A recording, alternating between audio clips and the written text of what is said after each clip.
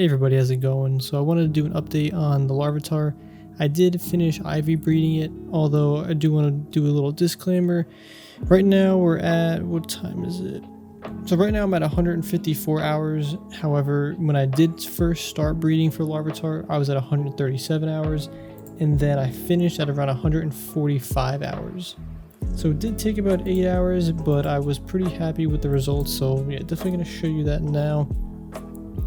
This was actually, now that I'm thinking about it, this was pretty interesting. So I did initially breed, a bunch of Larvitars, and I had a decent one. I was like, okay, this is probably fine. I had 2 perfect IVs in the stats that I kind of wanted. However, there was one egg left over just because of how the breeding process worked, and it was this Larvitar right here. And when I did hatch it and then check the move tutor, or not the move tutor, but the guy in the Battle Frontier, I was pretty stoked on the actual results because it was an outstanding Larvitar, which means the overall IVs are between 151 and 186, with 186 being the maximum. So this Larvitar's IVs are actually this was the last one that hatched, and it was the overall the best out of all of them. And it did have modest nature, which was the nature that I am targeting. So in general, really good. And also it is a male, which might not seem like it matters, but both Dusclops, Aggron, and Salamence are all females. Those are the other members on the team. And when an opponent had an attract, or the move attract, it really messed me up. So having a little bit, I guess, more diverse male and female is, I guess, pretty good. Here are the overall stats at level 5. So technically, if you look at the Small Gun article, 21... I guess let me pull this up over here so I'm not messing this up. With a modest nature, 21 HP is max, 12 attack. Attack doesn't matter because we're doing this in special attack. 11 defense, 12 would be the max special attack with modest, and 11 special defense, and 10 speed. So technically, I guess I keep saying the move tutor. The old dude in Emerald, the Battle Frontier, said the only special attack and special defense were the perfect IVs. And I did check this like probably 25 times, and I was not able to get him to say anything else. So that was pretty much the only 2 perfect stats. However, with HP being 21, defense also being 11, those have a pretty high probability of those stats being like 29, 30, something like that, because the speed is low as well as the attack. And now the attack will be less just innately because this is a modest nature. However, if the attack was perfect, it would be 11. If the speed is perfect, it'd be 10. So that gives me kind of high conviction that HP and defense are really high. So it doesn't need to be exactly perfect, I'm not over here breaking world records, but that gives me some good evidence that I think this Larvitar has some really high base stats in all the stats that I really wanted. Now I did say I was going to train this in, actually I want to jot this down really quick. Okay, so this is going to be the one that I'm going to end up training. So these are stats level 5, and I marked that because of modest nature, and these are the overall stats at level 5. So this is going to be the one I'm going to be doing that sort of hybrid build with the special attack with some bulkiness, and I did kind of roughly scratch out some EVs that I'm going to be putting into this Pokemon. Might not be perfect or whatever, might not be the best build, but it's the one I'm going for. These are not all of them, but these are some of the good Larvitars I decided to keep and the ones that I was training. So real quick too, I did originally have a good Aaron that I started with. So first Aaron I breeded was this one with Larvitar because they do mate. This already had attack, special attack, and speed IVs, which I didn't really want the speed or attack, but special attack, and whatever. I also did have a modest Larvitar, so the initial steps of this were pretty good, or the initial eggs, just because I already had a pretty good starting point. So I didn't actually need to use any Ditto, or I did need to use Dittos, but not as much. Just going over some of the Larvitars that I had, or that I was using in the breeding process. We had this one, special attack and special defense. This one was pretty good, 3 perfect IVs, attack, special attack, and special defense. But again, the attack doesn't really matter. Also, all these females are going to have modest nature, just because you kind of need to have them modest so you could put the Everstone on them. I guess just a reminder, you need to have the nature on the female and you put the Everstone on it, and then it has like a 50% chance of transferring to the baby Pokemon. So you're kind of a little bit more limited with the female Pokemon you can put in. This one had special attack and HP, special attack HP, attack speed. Yeah, I'm just gonna kind of cycle them. This one had 3 HP, defense, and speed. Again, I don't really care for the speed too much, and here we had another one. A lot of the 3 IVs Larvitars, actually I think all the 3 IV Larvitars I had were all of speed for some reason. But yeah, I did go through a lot of them. I am going to keep probably some of these just in case. As you can see, also I did organize my boxes. These were like a nightmare. I also did get rid of some Dittos too that I didn't really need. But yeah, just trying to clean up the space in here. So this is going to be the Larvitar that I end up training. I am going to transfer this over to Fire Red, do all the training over there. And then we will eventually train it back, or put it back to here. One of the things too, the moveset that I'm going to need, actually, I realized that I can buy all the TMs in either the Game Corner in Emerald or in Fire Red. However, I will be doing it almost all in Fire Red, getting that money just because it's so much easier in Fire Red to gain money, at least in my opinion. But yeah, anyway, today's date though is April 20th, so I'm not exactly sure when this video is going to get released, but we got a lot more work to do, so gonna be grinding. Still gonna be doing some of the Battle Frontier stuff just because it's fun. It's a good little mix. And I'm also breeding for Beldum just because, I don't know, I just felt like it. Beldum's one of my, or Metagross is my favorite Pokemon too. So I have a whole list of Pokemon that I'm gonna be breeding up eventually. So yeah, I wanted to record a little bit of this before I bring this over to Fire Red. Anyway, that's it for right now. Probably going to record a lot more content for this video, just not at this exact moment. But yeah, Larvitar, got some work to do. Happy with the process or results so far, so we'll just keep going with it. Before we go into the EV training and level grinding, I was messing around in the Battle Factory and I did end up getting a silver medal on my second attempt with Noland. On the first attempt I got smoked and I just choked, but on the second time I actually had a pretty solid team and was able to pull through. So this is that match. I could talk a lot about the Battle Factory, but I kind of wanted to just dedicate this video to Tyranitar. But Battle Factory is a lot of fun. It really does test your knowledge, and I do learn a lot, and I have been learning different, I guess, Pokemon sets and strategies that have been used or are being used in the factory. And I do want to apply some of that to the Battle Dome and the Battle Tower with the teams that I do build in the future. But anyway, I really enjoyed the Battle Factory. I did end up losing the match after this, so yeah, I still got some work to do to get the gold medal. While this battle takes place in the background, I did want to kind of dedicate a portion of this video, and I guess moving forward to every other video in the future, potentially if you guys like this section, I want to highlight or talk about some comments that people have been posting. I think it'd just be kind of a good way to bring the community, I guess, further together, and I guess just appreciate the comments as well. The first comment is, dude, you are being the reason so many of us are returning back to these Pokemon games. Thanks, man. Makes me think and wonder why I stopped.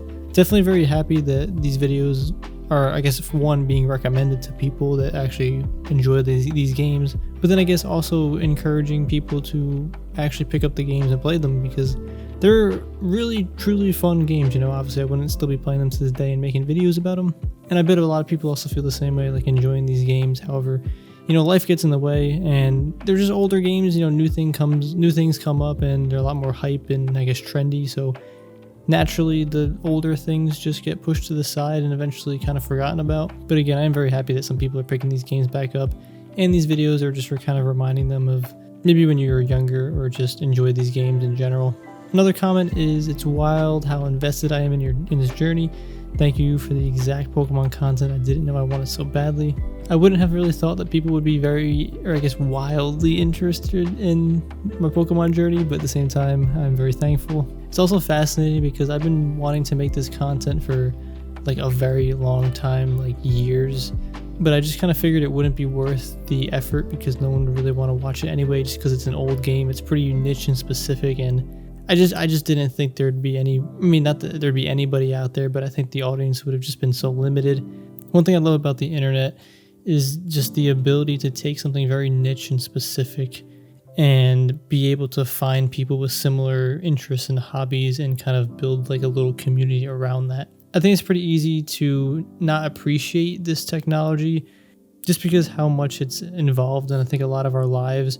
However, without it, I wouldn't be able to share, or other people wouldn't be able to share their very niche hobbies with a similar group and like-minded people. So yeah, I just wanted to acknowledge that it's a good time to be alive, you know, it's a good time to be able to share this content and be able to make videos and other people enjoy them and share their experiences in the comments as well.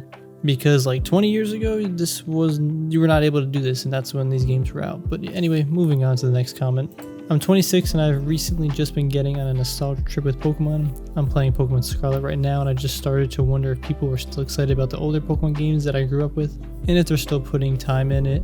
I'm glad that I found this video because it's such a trip back in time. Pokemon's obviously super nostalgic for me as well, as I'm pretty sure almost everybody watching this video. And yeah, it is very exciting to see other people get excited about these games and continue to put, I guess, hours into it each, I guess, year maybe, but I do it weekly. Even though the new Pokemon games I'm pretty sure are pretty great as well, I've recently been stopping and buying and playing them all in general, just because there's only so much time, you know, you can put into any game, and there's so much to enjoy about these older games that I just wanted to focus on them. I'm glad that all the people that found these videos are also enjoying them as well. So even though it's a, I guess, nostalgic trip back in time, seeing these games, it's in a sense it's a trip back in time, but I'm playing the games today. So I know in like 10 years from now, the things that I'm doing today will feel nostalgic in a sense. At least that's what I predict, but I'm almost fairly certain that's how I'm going to feel. Last comment I want to chat about. Hey man, gonna parrot a lot of comments here, but definitely rekindled my love for these games. Picked up my childhood copy of Emerald and working my way through now, and Defo was a nostalgia blast. Definitely don't feel like anybody's parroting any comments. I know a few of these videos, everybody says, oh, I'm super nostalgic, oh man, I'm playing these games again. I do genuinely enjoy seeing every single one of those comments, because it's, at the end of the day, like I acknowledge every single person in a sense, as long as people aren't robotically typing things or AI isn't, you know, spamming comment sections. But in general, most people are going to be actually typing a comment genuinely excited about, I guess, being excited also about playing these games and going back and kind of reliving either their childhood experience or like an extension to that into their either teenage or like adulthood years. So even if someone sees like 100 comments like saying the same thing, I definitely still recommend you, if you want to comment, because I would still love to read it. It's just another person I know out there that genuinely enjoys playing these games, and you're that excited that you want to post a comment about it so me and other people can see it. To me, that's very wholesome, and it just kind of continues the legacy that these games had in the past, moving it forward, and continues the conversation so the games and I guess the adventures don't die off. Maybe I'm thinking too much about it, but yes, I do enjoy reading every comment, even if it sounds like, or it's like parroting other people. I still very much enjoy reading all the comments. So today is April 27th. We are about to finish training this Tyranitar. I just got it to level 99. We're going to use a rare candy on it to get level 100, and pretty exciting.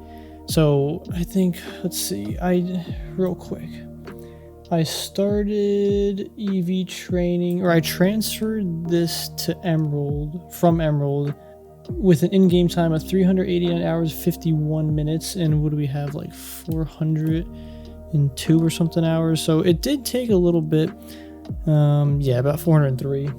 Like everything else, it obviously took a little while, but it was enjoyable. Tyranitar is so cool, like, can't get really over it. But again, I did all my training in the Savalt Canyon in this area. I did decide to train or battle these trainers just to kind of speed up the process a little bit, because Tyranitar Sandstream, even though it may not seem like it takes up a while when you're playing the game and you're or at least doing like many encounters, yeah, that adds up. It's like the same thing with Salamance's Intimidate, although Tyranitar Sandstream is a lot bit worse. So anyway, here are the stats really quick. One thing to note is, better if I show you guys this. So I did 252 in HP. We have 76 in special attack. We have 92 in defense and 90 in special defense. I did kind of mess up here. I wanted more in special defense, but I ended up killing like an additional metapod, but it's whatever. Again, just as a reminder, the IVs were perfect in special attack and special defense. And I had high conviction that the HP and special defense were also high IVs as well. But again, the only perfect were special attack and special defense. Modest nature is going to increase the special attack while decreasing the attack. And I think that's all with this. So here are the stats right now. We got 395. Tyranitar can have a max HP stat of 404. So we will not obviously be getting that, which was known. However, if this goes up, I don't know the actual numbers. We could probably run it through the calculator, but I think this Tyranitar has anywhere from 29 to 30 IVs and HP just because it's already at 395. Actually, we'll just send it anyway. Let's use the rare candy and see what his stats actually are. Look at this, 68 rare candies. Again, these are all legit. Like, this is 10 years of rare candy. I mean, every now and then I do use some rare candies just to get from Pokemon to 99 to 100 for like videos and stuff. But anyway, those are all just from these 2 Meowths. So yeah. Anyway, let's do this. So level 100. So we got 399. So even though the attack IVs are low and there was a hindering nature on attack, it's still higher than the special attack just based on the special attack having perfect IVs and an improved nature. Although we didn't obviously do the max EVs in it. But anyway, that's just how high Tyranitar's attack is compared to its special attack. That is one reason to not train it in special attack, because you're just going to get such a higher attack stat just doing that. But anyway, moving on to here. So this is the move pool I'm going to have for right now. Got Crunch, Earthquake, Flamethrower, Ice Beam. Everything special attack except for Earthquake. But Tyranitar naturally earns Earthquake, so I'm kind of deciding if I want to keep it or not. I also was kind of considering having Rock Slide just because we get that stab. If I don't do Earthquake or Rock Slide, I would probably do Thunderbolt just to get that extra, I guess just that extra variation in the typing. So definitely something I'm considering, but I'm going to keep it as Earthquake, I think, for now. Just such a good move, especially in the Battle Frontier. And again, even though we didn't train attack at all, the attack stat is still high. Like, it's basically the same as the special attack. So I don't really feel bad for not putting attack moves on it. I think that for the purpose of covering more weaknesses of other Pokemon, I think having the Thunderbolt would be more beneficial. One thing also is Tyranitar learns Crunch, so I didn't have to actually use a TM, but I had Flamethrower and Ice Beam TM already, although I have been grinding the, let's see, yeah, I got a lot of money. That's after buying like a whole lot of vitamins too, and all the vitamins for Tyranitar. I assumed I was gonna have to buy a lot of TMs or use that money to buy coins for the TMs. One thing too, I used a lot of vitamins. I used 10 vitamins HP, 7 for special attack, 8 for defense, and 9 for special defense. This Tyranitar's got a lot of money in it. But anyway, I'm pretty happy with this final product. It's very cool, I think, in my head too, to know that this Tyranitar's got Flamethrower, Ice Beam, and potentially Thunderbolt. I think the Thunderbolt doesn't really make sense, but Flamethrower, Ice Beam, I think just shooting some like laser beams out of Tyranitar's like mouth. It's kind of like Godzilla. I think that's pretty cool. And to know that this was trained to, I guess, take advantage of these moves is also kind of cool. But yeah, so moving forward, the only thing I gotta do now is bring this over to Emerald. Then I need to rename it. And we need to figure out what item to use on this Pokemon for the Battle Frontier. And then we're just gonna go back to doing the Battle Dome and the Battle Tower. But that is all I have for this video, so stay tuned for the next follow-up video when we will be, hopefully, I don't know if we'll have a gold medal by then, but you know, I'll have my hopes up. We got Tyranitar, we got Salamence and Dusclops, and that's going to be a crazy team. Although it's not this Salamence, it's in the other game. As a quick note too, this Salamence actually was EV trained special attack and speed.